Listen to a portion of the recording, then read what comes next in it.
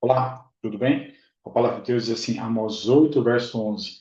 Eis que vem dias, diz o Senhor Deus, em que enviarei fome sobre a terra, não de pão, nem sede de água, mas de ouvir as palavras do Senhor. Como esse dia ainda não chegou, vamos continuar ouvindo as palavras do Senhor. Vamos orar? Grande Deus, nos abençoe estudar a tua palavra, nos dê sabedoria, livra-nos do mal, em nome de Jesus. Amém. O título do nosso estudo de hoje é Compreendendo o Sacrifício. Para compreender o sacrifício de Cristo, nós precisamos olhar e relembrar o plano de salvação. De acordo com o plano de salvação, Cristo realiza três ações diferentes. Primeira ação, pagar o preço do pecado. Isso é simbolizado pelo altar de sacrifício que existia no pátio ali do santuário. Ali acontecia o sacrifício, um cordeiro, um animal era morto, um animal limpo, e era feito o pagamento do preço do pecado no lugar do pecador. Isso aconteceu no ano 31, provavelmente no mês de abril, numa sexta-feira à tarde.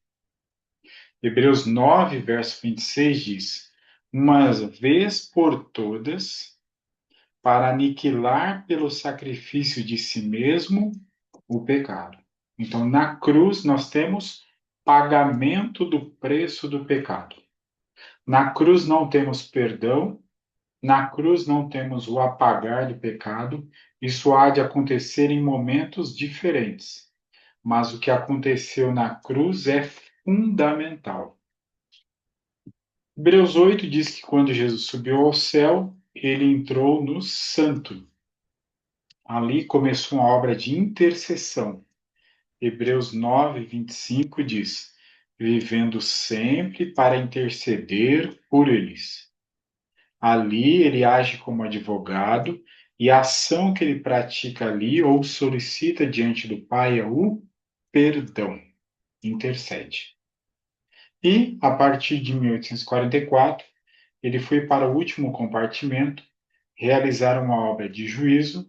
Jesus age como juiz e ele está numa obra, a ação agora é apagar os pecados. Quando que eu tenho os benefícios disso? Hebreus 9, 27. Morrendo uma só vez, vindo depois disto o juízo. Então, esse é o plano de salvação. Nosso estudo de hoje, compreender o sacrifício. O que é o sacrifício? A primeira ação de três ações realizadas por Jesus em prol da nossa salvação. Por que a necessidade de salvação? Porque houve uma aliança das criaturas.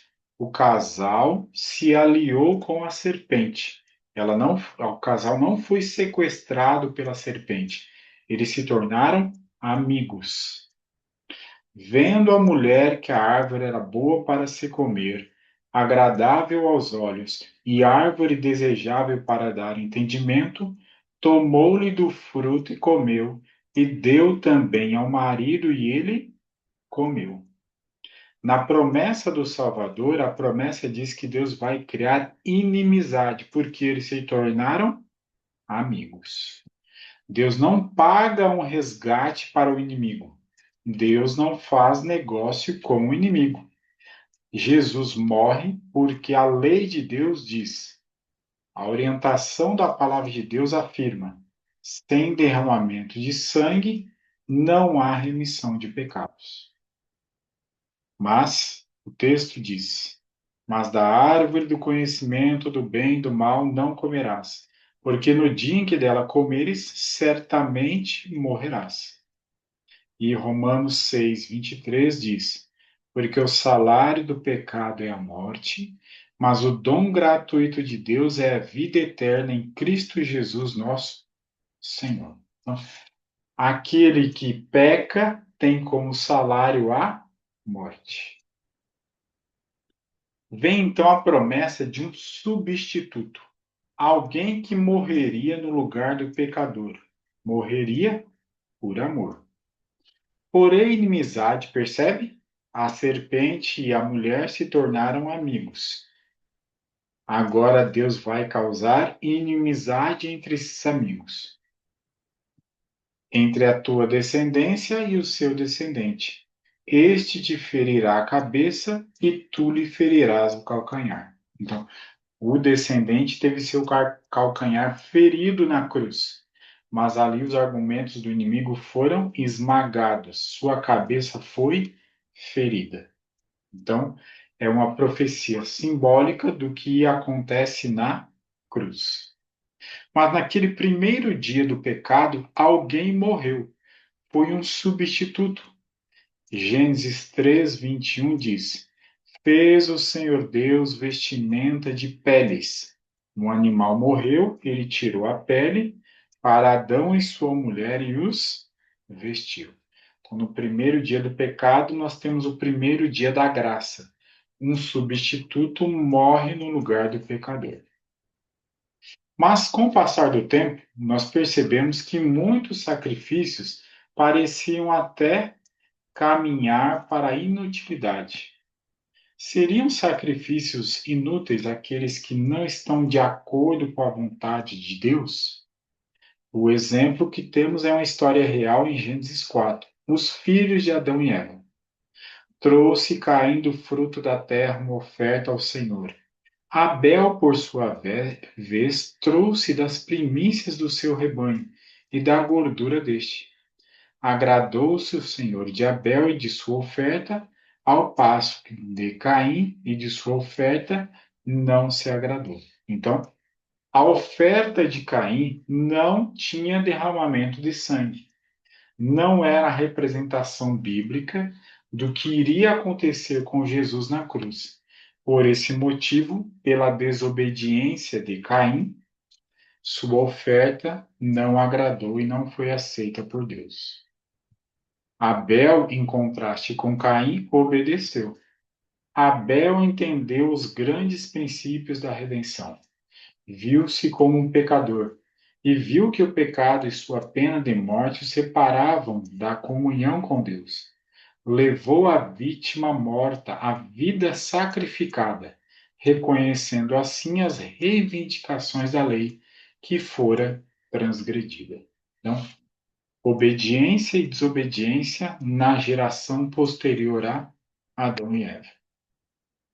Isaías fala agora do momento do povo de Deus, o povo da Bíblia, aonde eles estavam tendo uma vida dupla e as ofertas estavam se tornando vãs. De que me serve a mim a multidão de vossos sacrifícios, diz o Senhor? Não continueis a trazer ofertas vãs. O incenso é para mim abominação. Também as festas da lua nova, os sábados e a convocação das congregações. Olha o desafio. Não suporto iniquidade associada a ajuntamento solene. O povo não deixou as práticas religiosas corretas, mas começou a praticá-las da forma e com o motivo errado. Então, a vida não correspondia ao que eles diziam. É uma associação da iniquidade, desvio da lei, com um ajuntamento solene para o sacrifício. Essa não é a vontade de Deus. Deus só aceita 100%. Quais são os sacrifícios agradáveis a Deus? Salmo 51. Sacrifícios agradáveis a Deus são o espírito quebrantado, coração compungido e contrito. Não desprezarás, ó Deus. Então te agradarás dos sacrifícios de justiça, dos holocaustos e das ofertas queimadas, e sobre o teu altar se oferecerão novilhos. Percebe? Deus não dispensa aquele exemplo, aquela tipologia dos sacrifícios, mas espera que aquilo esteja junto com o coração quebrantado, contrito, reverente, sabendo o que está fazendo. Então, os sacrifícios, além do Antigo Testamento e até a vinda de Jesus, na primeira vinda, tinha uma função pedagógica e tipológica. Era um tipo que apontava para o real que iria vir. E era uma maneira também de ensinar o povo o amor de Deus e a sua substituição no lugar do pecador. E a necessidade do pagamento do que a lei de Deus exigia. Entretanto, nesses sacrifícios faz-se recordação de todos os de pecados todos os anos, porque é impossível que o sangue de touros e de bodes remova pecados. Então, qual era a realidade que estava sendo apontada? Marcos 15. Mas Jesus, dando um grande brado, expirou, e o véu do santuário rasgou-se em duas partes, de alto a baixo. Então, não há mais necessidade de sacrifício de animais, porque o Cordeiro de Deus morreu na cruz. Deus que providenciou esse cordeiro. Lembra de Abraão? Deus proverá para si, meu filho, cordeiro para o holocausto. E seguiam ambos justos. Então, a ideia de que Deus provê. Mas aí também a ideia da substituição na história de Abraão e Isaac. Tendo Abraão erguido os olhos, viu atrás de si um carneiro preso pelos chifres entre os arbustos. Pegou Abraão o carneiro e o ofereceu em holocausto em lugar do seu filho. A lei de Deus é cumprida, mas alguém morre no lugar, em lugar do seu filho. Cristo morreu sem praticar nenhum pecado. Se ele comete um pecado, deveria morrer pelo seu pecado. Não seria um sacrifício em substituição, porque isso era uma condição bíblica. Hebreus 12, 5. O cordeiro será sem defeito, macho de 1 ano. Porém, todo que tiver defeito, esse não oferecereis, porque não seria aceito a vosso favor. Porque essa ênfase de um animal sem defeito é uma maneira simbólica de mostrar que o sacrifício de Cristo seria sem ele cometer nenhum pecado. Também Cristo, nosso Cordeiro Pascal, foi imolado. Então, assim como na Páscoa, Êxodo 12, o animal deveria ser sem defeito, Cristo morreu também como Cordeiro Pascal. Não foi por meio de coisas perecíveis como prata ou ouro que vocês foram redimidos da sua maneira vazia de viver, transmitida por seus antepassados, mas pelo precioso sangue de Cristo, como de um cordeiro sem mancha e sem defeito. A glória desta última casa será maior do que a primeira, diz o Senhor dos Exércitos. E nesse lugar darei a paz, diz o Senhor dos Exércitos. Então, no segundo templo, no templo que foi reconstruído por Zorobabel e reformado por Herodes, ali entrou o Filho de Deus, o desejado de todas as nações. Deus é digno, de acordo com o Apocalipse. Tu és digno, Senhor e Deus nosso, de receber a glória, a honra e o poder. Por quê? Porque todas as coisas tu criaste, sim, por causa da tua vontade vieram a existir e foram criadas. Mas o Apocalipse também fala sobre a dignidade de Cristo, Cordeiro de Deus. Digno é de tomar o livro e de abrir os selos. Por quê? Foste morto e com o teu sangue compraste para deuses que procedem de toda tribo, língua, povo e nação. Então, Deus é digno por ser criador. Deus também é digno pela sua salvação. Somente Cristo. A transgressão da lei de Deus exigia a vida do pecador.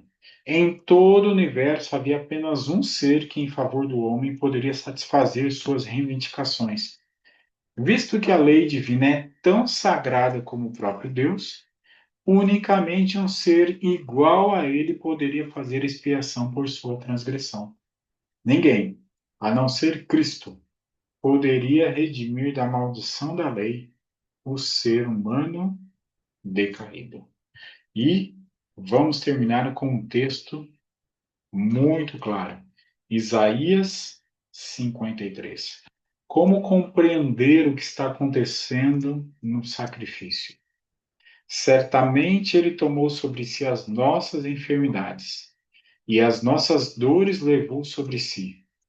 Nós o reputávamos por aflito, ferido de Deus e oprimido.